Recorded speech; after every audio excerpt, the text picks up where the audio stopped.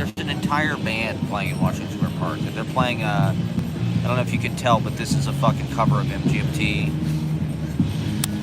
So I'm going to do 45 minutes. I got to go to work in a little while. I don't even know if you can hear me. Can you hear me? I mean, I suppose you probably can. This little iPhone microphone is remarkably resilient. God, I don't even know what I'm going to talk about today. Okay, they're done. I just need to bring value to my fans, to my online community. I need to, am I tarnishing my brand? Is there, well, my thoughts about this streaming thing are you're kind of supposed to be on it all the fucking time. And I do, 4 hours a week, and I try to do what I can, but, I guess it's an obvious point to make, but the more you stream,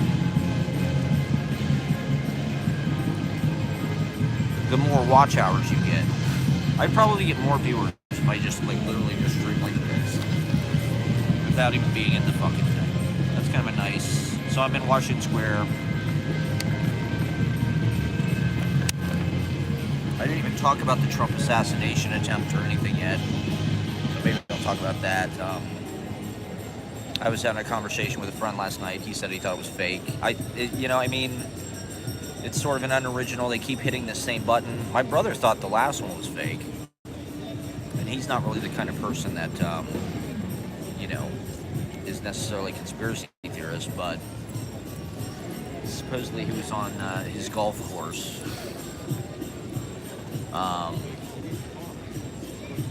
And somebody fired at him from 500 yards away or something. If these are real, I'm just surprised that they took so long to happen. Really? You're gonna kill the guy now? He's kind of in the waning stages of his, hopefully. I mean, it's hard to say. I guess the polls are sort of 50-50. It's sort of a toss-up, according to Nate Silver or whatever. But I also saw a video today about how Kamala might win in a fucking landslide. So, it's hard to tell what will happen, but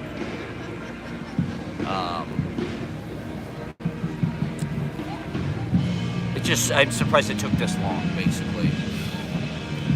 Yeah, so we are, my friend was giving me some writing advice yesterday, so maybe I'll talk about that. He was talking about, just a sense of discipline and doing it, showing up every day, whether you want to or not, as writers.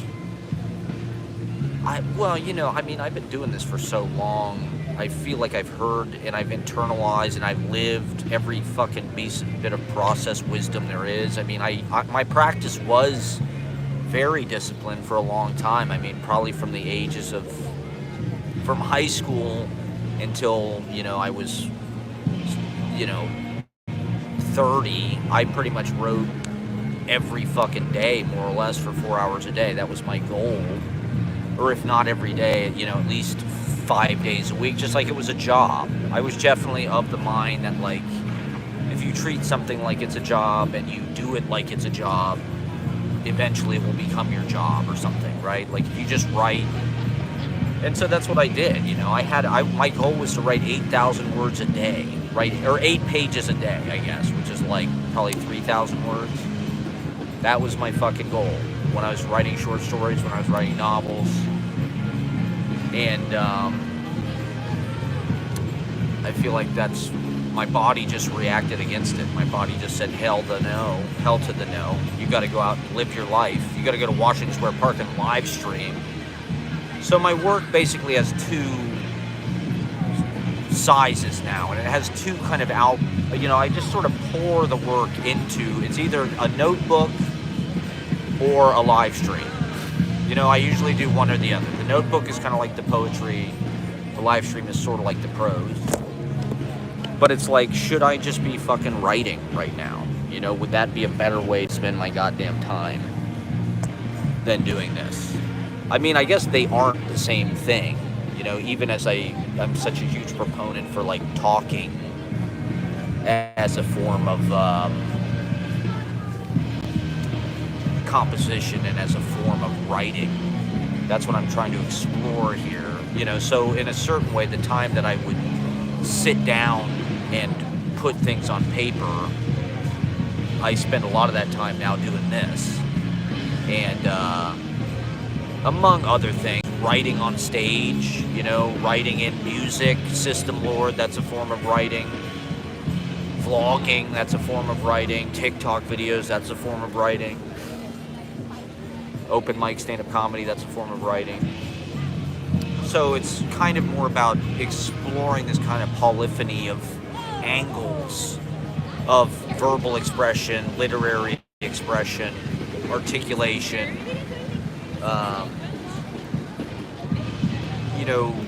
Doing this is a little bit more of an immediate gratification or an immediate sort of productivity. I mean, there's no editing. There's just, it gets out there and people see it. I'll get 30 or 50 or 70 or 100 or 200 people that watch it and follow it. And, it's sort of about exploring performance, writing in performance, writing with your body, being present, vocalizing your writing rather than using pen and page. To some degree, I'm kind of rebelling against. I do think it's like a little bit of perversion to write on pen and paper and to edit and things like that. I do think those things are kind of like cheating or corruption of nature. It's like photoshopping, revision, editing. I get that that's what makes things work for people. It's a lot easier to make a studio recording that kind of like sounds perfect than have people love that. Live performance is another thing. And so I'm kind of like trying to, but also these new avenues have opened up new modes of expression. Like live streaming is something that really was not that prevalent 10 years ago. Or vlogging, or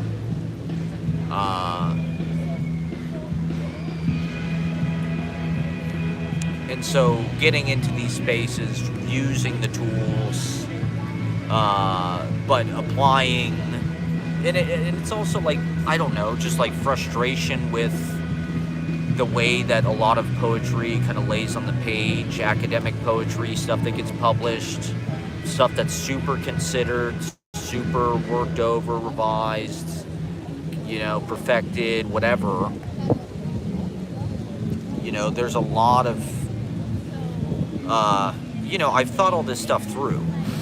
It's not like, oh shit, my problem is that I don't have any discipline and I need to go back to don't get me wrong, like this conversation was very beneficial and it definitely inspired me to sort of get working again. That's part of what I was resisting. We were in this moment with the pandemic and sort of Trump, where it was just like everything kind of got scrambled and it felt like our society was just coming unwound and was just, it was demonic, right? And it was nihilistic and apocalyptic and so, my process had changed a lot because of that. There needed to be immediacy. There needed to be this kind of attack on, I don't know, class, really. And to me, a lot of these things are class. Having time to write, space to write, to revise, to publish. There is something kind of prim and proper, and you need, having a full-time job or health problems or whatever it is. No money, no room of one's own, to quote Virginia Woolf, like, how do we, I think my eyes are kind of healing. How do we, and so, my process kind of adapted. It's an attack. I don't know, I guess that's the only weapon I have, is to sort of be anti and to be sort of punk rock. It just felt like some kind of, I don't know, that was just the reaction. The work took on this kind of like clawing, raw, like my work before 2016 was much more like revised, finished, put into a frame, meant to kind of get up and walk around. And, you know, a lot of what makes something work is like what you don't say, what you take out, what you cut, right? What you jump cut. And to me, it's been more about, you know, there's definitely things I will cut or things that I won't read or things that are like softer parts. But generally speaking, I'm trying to make everything work, use everything, include any aspect of life that I feel like hasn't been touched on yet. And, you know, I get that what I'm writing doesn't necessarily work for people at like in some kind of immediate, like postcard, New Yorker poem way. It's sort of an attack on that in a way to try to find, and like I've been saying, it's like my work is not necessarily even poetry with a capital P per se. That's why I just kind of call it writing. It's just like experimental writing. It really is like a notebook form, a diary form. You know, it's influenced by poetry and it's influenced by all things that I've read and whatever, but you know, in a certain way, maybe it does sit somewhere in a more prose-like, you know, I think I've always had that impulse to sort of push out a lot of language. Like I was telling my friend last night about how in second grade I had that writing residency. My short story just got longer, you know, it was 20 pages and going. It's just like, I go wide and not deep. I kind of, you know, and trying to embrace that and make poetry within that, you know, like the way that your life doesn't stop and start, or it does, but it keeps going. It's just like this river that keeps going, you know, and there's poems within that, there's moments within that, there's stories within that kind of surface and weave. And so I don't really think you can really, like I have been working on like one long work, and to some degree I can't figure out a way to get out of it. But at the same time, I don't really feel a need to get out of it. You know, like my work is this kind of ongoing life piece, endless stream of consciousness. The vlog is part of it. The music is part of it. The live shows are part of it. The life is part of it. This is part of it. You know, you can go and watch these live streams and read them alongside of my diaries, and they kind of flesh out the same issues, the same preoccupations, the same things that are going in the culture, my personal life or whatever. And, you know, to some degree, the works themselves are like my notebooks. Like, this really is the piece. I edit it and I include selections of it that I publish in zines and books and whatnot, or I read at open mics, but they're really just fragments of, you know, the notebooks, which, like, maybe someday they'll come out unabridged. There will be like an unabridged, Pepe's diary or whatever. And so, you know, like a lot of times when you fit between these kind of like genres or whatever, it's a little bit harder for people to kind of like, or maybe it's just my fault for not shaping it enough, for not giving it enough oomph or form or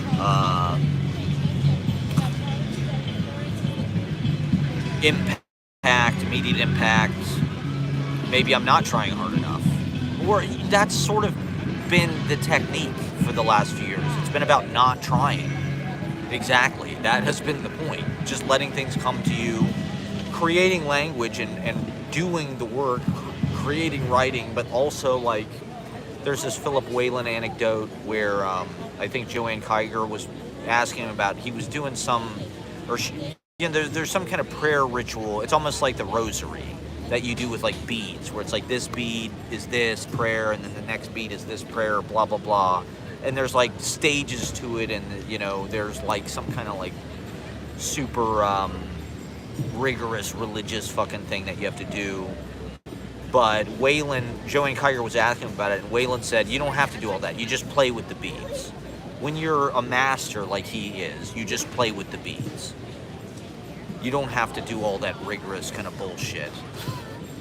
And there's also kind of a famous Marlon Brando quote or whatever where it's just like, don't try. You know, or, you know, this is a lot of actors give this advice where it's like, do nothing. Like De Niro, or like when you're on camera, when you're acting in film, it's like the idea is you want to do nothing. Don't try, because when you try, that's when you're a try hard, or when you're, that's when it doesn't come off. And so, you know, like a lot of my poems, I would say from 2016, 2017 and earlier, I was trying. And some of them worked. You know, I think it's frustrating. I got frustrated trying to write that way because it does feel like you're really only able to make about one poem a month or something. And that's writing a lot and editing a lot. And, you know, it felt hard to sort of get things together and feel like, okay, this is the poem, Burrito Bowl, or, you know, that was an excerpt from my diary. Or The Pickup Artist, that was an excerpt from my diary. But it had different shapes within it and different kinds of quatrains, and fucking Auden was super influential on that. His, you know, sense of line breaks and whatnot. And then I just got to a point where I just thought, this is not working, sort of trying to make these pieces that are not really as effective as, like, I don't know, a fucking Kaveh Akbar piece or something. I mean, that was another part of it that I brought up, was like, you know, with poetry, it's almost like with acting, where it's like they want you to dwell on these parts of your life that are super traumatic or emotional, or like every poem has to be like this fucking like memory of, you know, your family or your childhood, where, you know, some bad thing happened to you, or, you know, some special thing happened to you. It has to be like this. And so it's like, you know, when I look back on my life or try to dredge that stuff up, it's just like, first of all, maybe I don't want to dwell on that pain or something, or live in that pain, or, you know, like with acting, it's like you're constantly having to go to sense memory of like bad things happening to people you love so you can cry or whatever. And it's like the audience wants that kind of feeling. They want that kind of moving sap, you know, like where everything is just super potent and super boiled down and condensed and kind of distilled to like these kind of life lessons or some kind of moving picture. And, you know, I wanted to look at it more like poetry is everywhere all the time, like dailiness, right? Such a huge part of New York school. Observing, you know, the fucking water bottle, or observing, you know, the anti-space, the liminal space, the light on the floor, or looking out the fucking car window or whatever. Spacing out. And so the idea that I can make poetry all the time, and it's just this kind of ongoing thing where moments pop up that feel poetic or significant to me, and I write them down. They're part of the meeting minutes or the almanac or whatever of my existence. And that to me is valuable and worth doing in what I want to write. You know, I write what I want to write, and I write it the way that I want to write it. I am kind of stuck in this like small page kind of like box thing, which kind of is driving me nuts in a certain way. But it's also like, to me, that's not an inaccurate portrait of what your mind might look like or sound like. Just this kind of like, I don't know, I guess it's about sonnet size. But it's, you know, it's ongoing, and so all of my poems are kind of this, like I say, I have this poem, Cascade Stacks. You know, they're like these columns of kind of run-on thought, these kind of dominoes of moments of my life, thoughts, perceptions, epiphanies, things I witness. And to me, I think I write poetry, not poems, in a way. Or like I have a poetics and a life of poetry, and I try to excerpt it and cut out little strips of it, right, for consumption, for reading, for publishing. Like Ashbery says, it's like he just kind of cuts the piece that day, whatever it is. He writes for an hour. I think I heard Ashbery wrote for an hour every day at his desk. That was like his practice. But it's just like he kind of just like measures the fabric of whatever, and it's like this spool, and it's like, okay, that's the poem that day. This little portion of the live stream of my mind, kind of inner monologue, or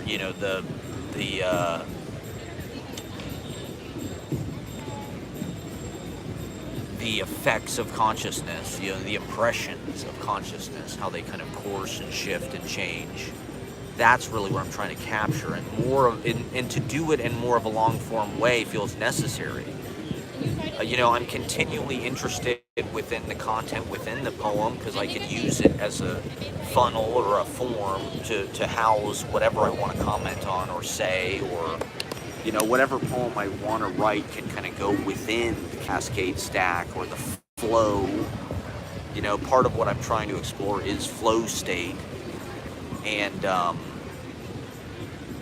the meditative kind of trance-like effects of the ongoingness of presence and perception, and the miracle and the mind-blowing kind of fucking effects of just like being present and the stream. I do think to some degree it's like it's a lie, or it's part of the medium. We had the medium of print, and so poetry adapted itself to be this thing that you write down and cross out and revise and edit and pick the best parts, and we're moving into a new era of distribution where there's kind of more limitless containers. We don't have to publish everything in like a paper-bound book. We can stream it. We can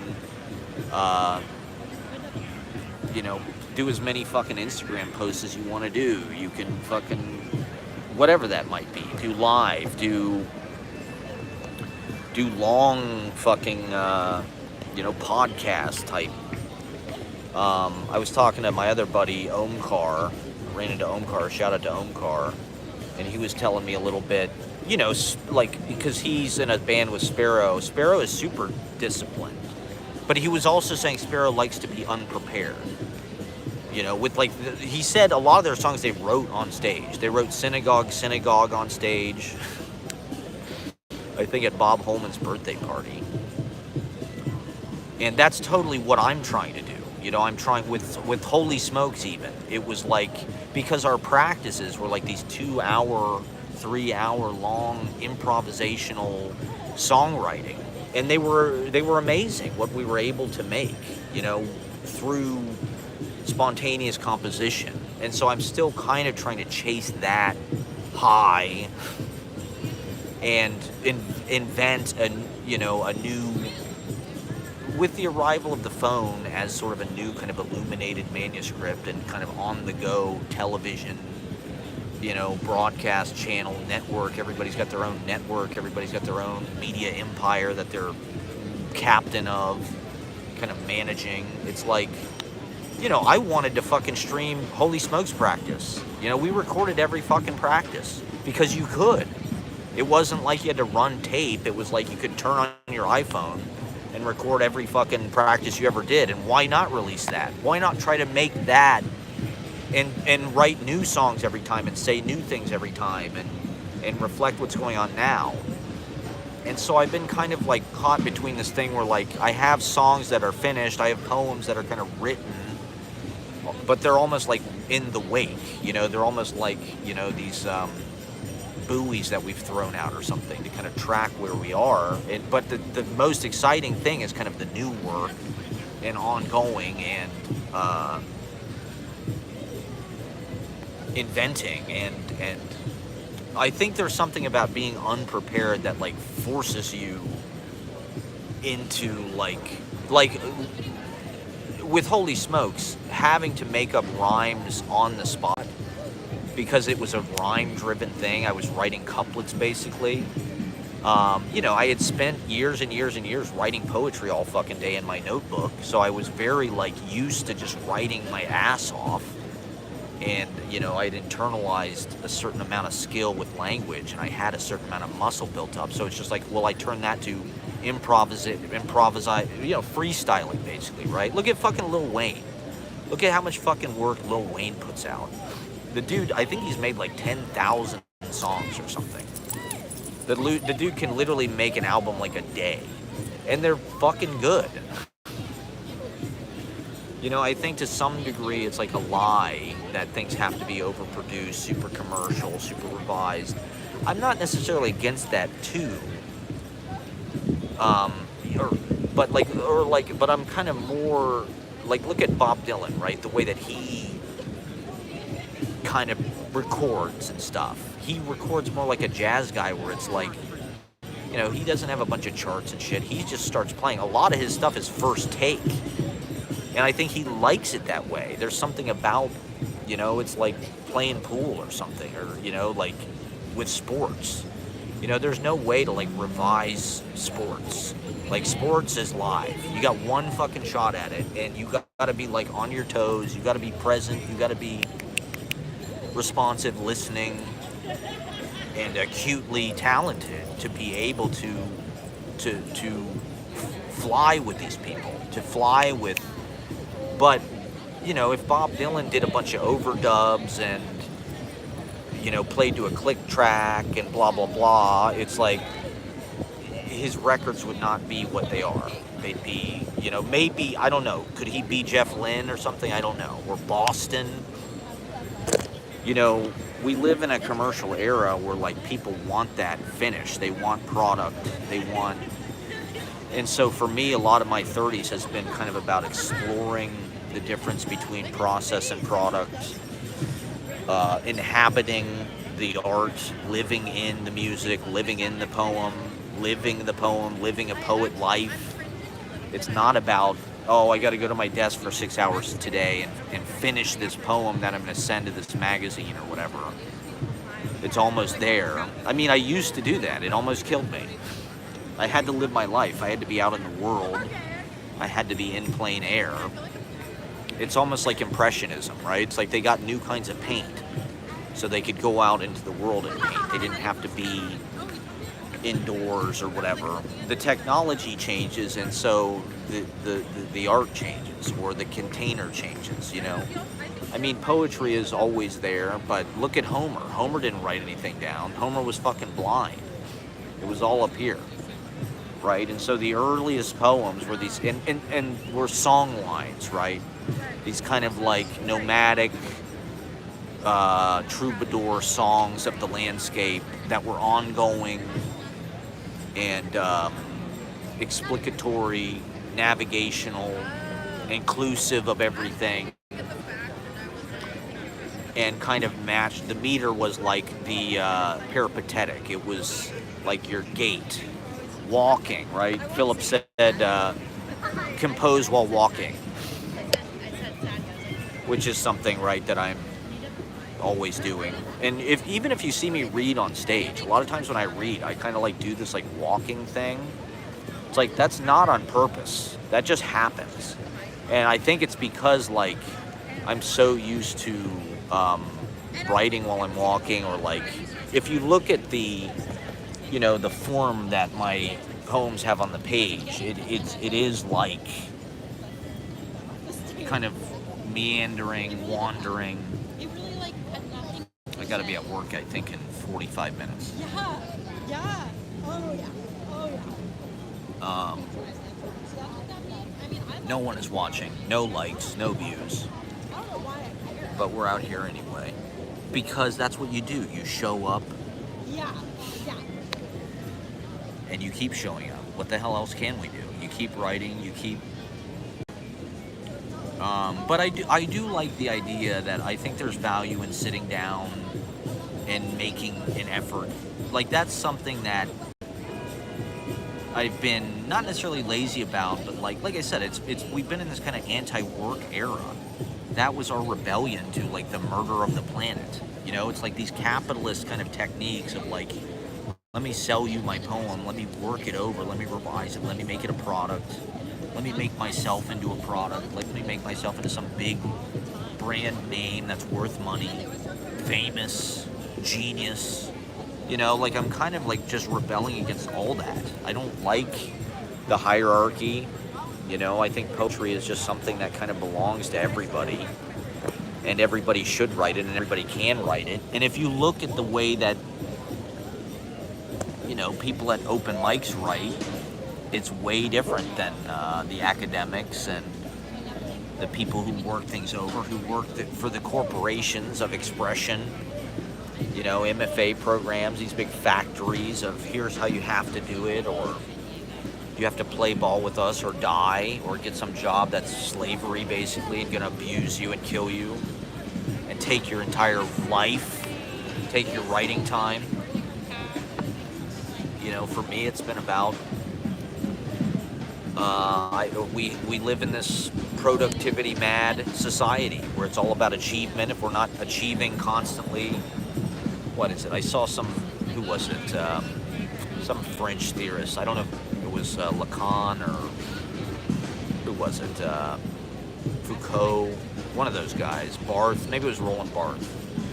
Said we went, what was it? We're in an achievement society. People feel guilty if they're not achieving.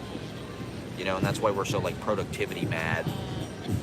And with the pandemic, it was just like, and just like Trump was just like the complete embodiment and crystallization of white colonialist kind of, okay, Ashley, bad karma, you know, and the legacy of this country.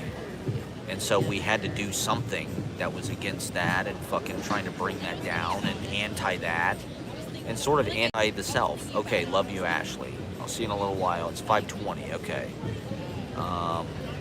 Yeah, I'll see you tonight. Okay, Ashley. And so, yeah, it was about laziness to some degree, or you know, I guess it's the same old kind of Rambo disfigurement. Yeah, like 11 actually. Yes. You know, disfigurement of the senses, trying to like, well, there's also kind of a lot of political, right? Like, I'm a straight white male, so what can I do except sort of thwart my own success, do as much as I can to bolster other people, help other people, you know, try to deface these rational kind of academic blue blood Columbia University, whatever the fuck, Harvard. These are the powers that be. You know, that's not who I am. You know, I'm from the heartland. You know, from blue collar state school type shit. And even that I hated and rebelled against. So, you know, trying to work more from the inside out, work from your own divinity, your own body, your own, okay, Ashley, kiss. And try to go in the face of the status quo and complicity and pleasantries. Poetry has become so smooth over the last few years. And it's like some kind of synthetic gruel. You know, it's been blendered and, alright, I'm gonna start walking. And so, you know, I don't want to be safe as milk. Maybe it is a bunch of cliches or avant-garde techniques from yesterday. To me, it's just like being human. You know, it's not, I don't even like punk. You know, it's not even about that for me. I'm not trying to imitate a bunch of, you know, those things kind of enabled me to see what I was already doing as valid. You know, things like free jazz, things like noise music, avant-garde poetry, experimental poetry, Clark Coolidge, sound poetry, language poetry. I guess that's yesterday's avant-garde, but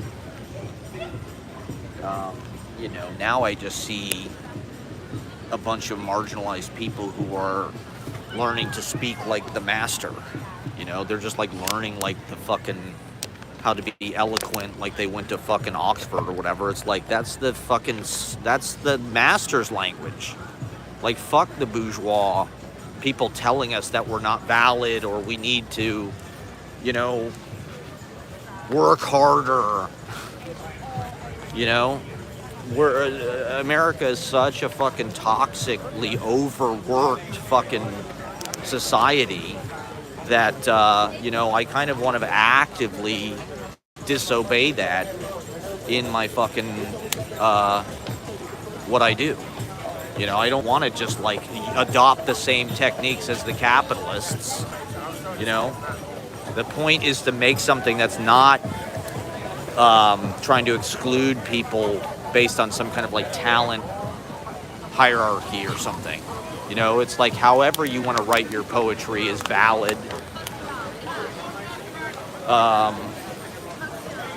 And you know, use your natural mode of expression rather than thinking, oh, I need to learn, I need to go to Iowa, I need to go to Brown, I need to go to, and you know, have some big famous you know, clout monster make me valid and make me real and make it so I can feed my family, make it so I can eat, make it so I can yes. And he told me, he was like, yo. You know, I mean, that's like the deal. Like for me, it's like I've had to sacrifice a lot and risk a lot. And not that that means anything.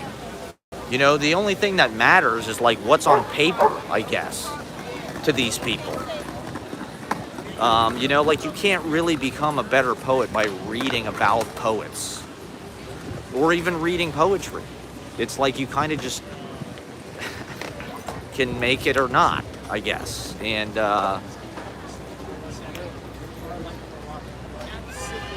fucking in Edward Burns movies, some of his characters live on Washington Square. That's how much the world has changed. You know, he made, I think in Sidewalks of New York, the one girl's like a waitress and she lives on Washington Square. And the other character's like a teacher. She's got her own apartment, you know, like in a nice building like this, in like, you know, the Village or something. It's like, what the fuck? When did they make this movie? How could a teacher afford like their own apartment? What world are they living in? It's like, that wasn't long ago. That was 20 years ago, where you could afford like a nice village kind of apartment as like a fucking teacher. It probably wasn't even that expensive. And the algorithm, the fucking smoothness of the algorithm, the smoothness of Instagram aesthetic and filters and shit. You know, we're trying to preserve a handmade, local, you know, signature, a fingerprint, a human voice. And so I want to put aberrations. I want to put things that might stick out in my poetry. Dirtiness, smelliness, BO, shit stains. You know, this is part of what makes us human. You know, why should we act like we're better than that? Look at it. Does a bear shit in the woods? Does John Ashbery shit in the woods? Yes, he does.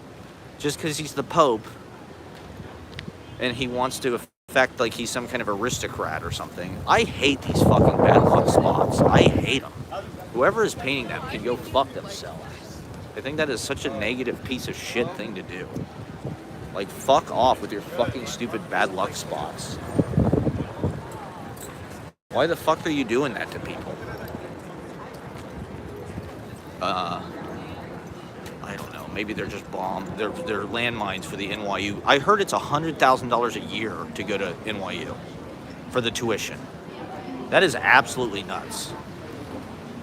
That's more than Columbia. I think.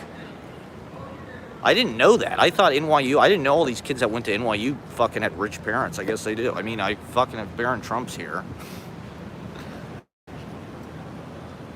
Is he the ultimate Zoomer? So that kind of puts things in perspective. I mean, NYU, I hate seeing these fucking purple flags everywhere. Like, this shit has got to stop, man. This is imperialism. This is just Money, money, money, money, money, bullshit. You know, there's no room for human beings anymore. This is like the MFA, you know, these fucking people that get MFAs from NYU are complicit. They're part of it. They're paying for this. You know, they're paying for this kind of like private university takeover of like real life. Everything is like just a big fucking organization now. It's like there's no place for just like little people. And that's what I want to represent, you know, I guess. Or that's just what I am, you know. I don't necessarily think, you know, none of this stuff was really that contrived. It's just like this is what I feel like accurately how I want to live in the world. I write the way I want to write, and it's the way that I can, right? Like I got this fucking laser printer from Walmart. I draw these little shitty drawings in my notebooks because that's all I can do. I don't know how to use Photoshop. I don't know how to make like good fucking Kit Schluter like flyer or covers and shit. I think that shit looks like shit. To be honest, I think a lot of this shit out there sucks and is ugly. I make what I think is beautiful and fuck everybody else. I don't care if they like it. I do what, you know, like, I don't care if the fucking algorithm doesn't like my flyers. Like, I think they're great. I really do. I think my poetry is fucking phenomenal. I wish people would see what the fuck I'm doing and appreciate it for what it is. But if they don't, that's their fucking problem. And same with the fucking live streams. But yeah, I do think that it's good, like, particularly like, okay, one thing I wanted to do is like start to write plays or like trying to figure out how to write a fucking screenplay and shit. And it's like, just write it like a long poem. Bernadette Mayer said something about at least once a month, I think, you have to write for 6 hours straight. You have to sit and write for 6 hours straight. And so you know, to go with like the improv thing and revision, it's like, I do think that's the way that you keep yourself sharp. You know, like that's one reason why it's worth it, I guess, to work and have discipline. It's like you're trying to keep your skills sharp, but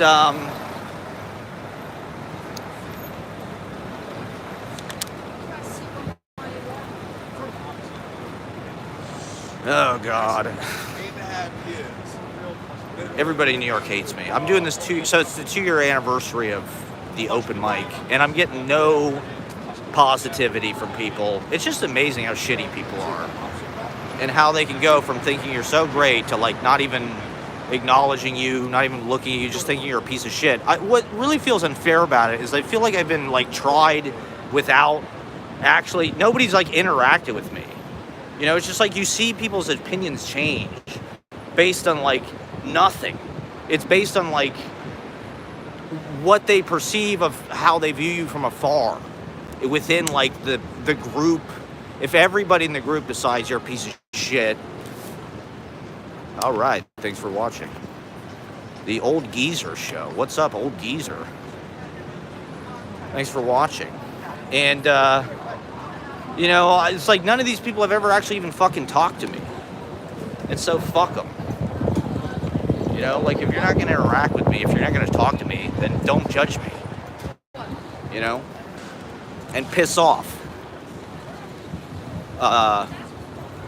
So it's like, great. You know, I'm doing this 2-year thing. I don't know. We'll have fun. It'll be fun, but you just grind a lot of people out, I guess.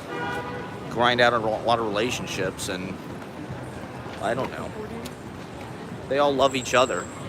They're all having a great time together. Go fuck yourself.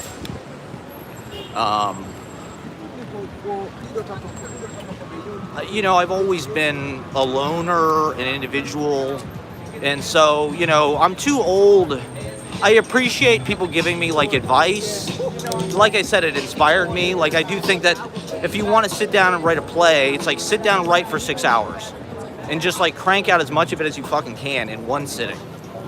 You just need, you know, it's like there's too much fear. There's too much, like, craft talk with writing where it's like, oh, I gotta revise this and blah blah blah blah blah. It's like, just pump it out and let it be what it is, and you can kind of shape it that way. But like, you don't want to pulverize it. You don't want to over fucking work it like it's some kind of fucking processed food or something. You know, like everything is supposed to be processed food now. So yeah, I just want to say fuck you to the haters. Fuck you to the haters and the people who don't support me, the people who bailed on me, the people who abandoned me. Go fuck yourselves.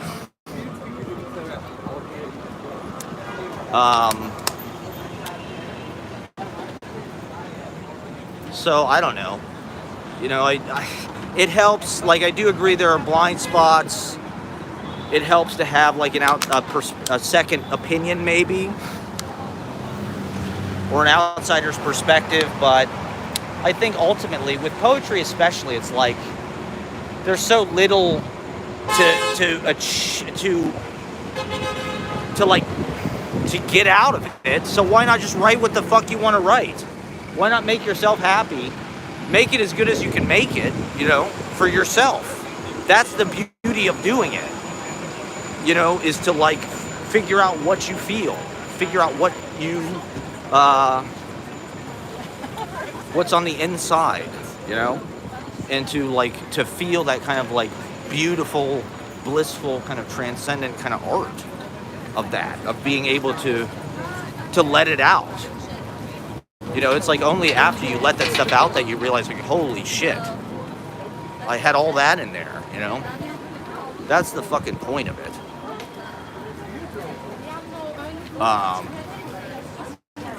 And I hate the gamesmanship and the clubbiness and the clickiness and the clout and the lack of friendliness. There we go. Maybe All right, I'm about to sign off. Thank you guys for watching. Go back and watch from the beginning. I basically just talked about fucking poetry the whole time.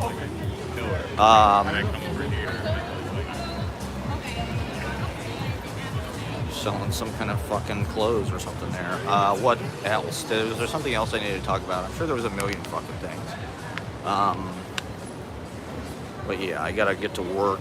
I think I'm gonna get back on in a couple hours.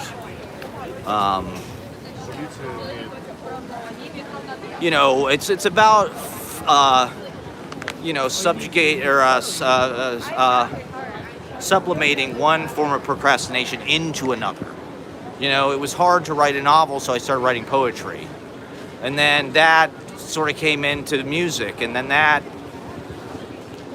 You know, I wanted to do live performance because the fucking internet was taking everything over.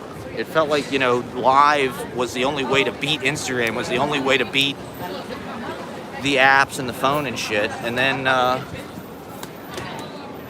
a certain point, you just realize you can't win. You got to use the live to fucking RoboCop the fucking real life, you know? The T-1000, that shit. Okay, here's my food recommendation of the day. You got to go to this place, Cup Bob. I don't know if people are going to Cup Bob, but it's good Korean food, and it's affordable. It's on St. Mark's Place. It's like $10. It's very hard to find a sub $12 dish these days. It's almost impossible, but Cup Bob is one. It's like pizza in a cup. All right, well, thank you for watching, everybody. There's 33 St. Mark's Place. This was a famous, this was a apartment. This is a poetry landmark right here, St. Mark's Place. This was an apartment that Louis Warsh and Ann Waldman lived in the late 60s. And it was like the poetry hangout for New York school people. The Velvet Underground, I guess they listened to an acetate of the first Velvet Underground record in this apartment. The Velvet Underground came to this apartment after they were done with their recording session and played the fucking acetate of their album. But yeah, a lot of people passed through here. Jim Carroll, I don't even know. You know, all of the people from the 60s. This is 33 St. Mark's Place. And, you know, they do collaborations. They'd share a typewriter. They'd fucking get naked with each other, do acid. And, you know, so it was just all day, every day. People coming in, people leaving. There it is, 33 St. Mark's Place, everybody. Thank you for watching. Get writing, everybody. Stay writing, keep working, keep fighting for your right to party, everybody. Thank you for watching. I'm going to get some Cup Bob. Have a great... I'll be back on in a little while. Thank you for watching.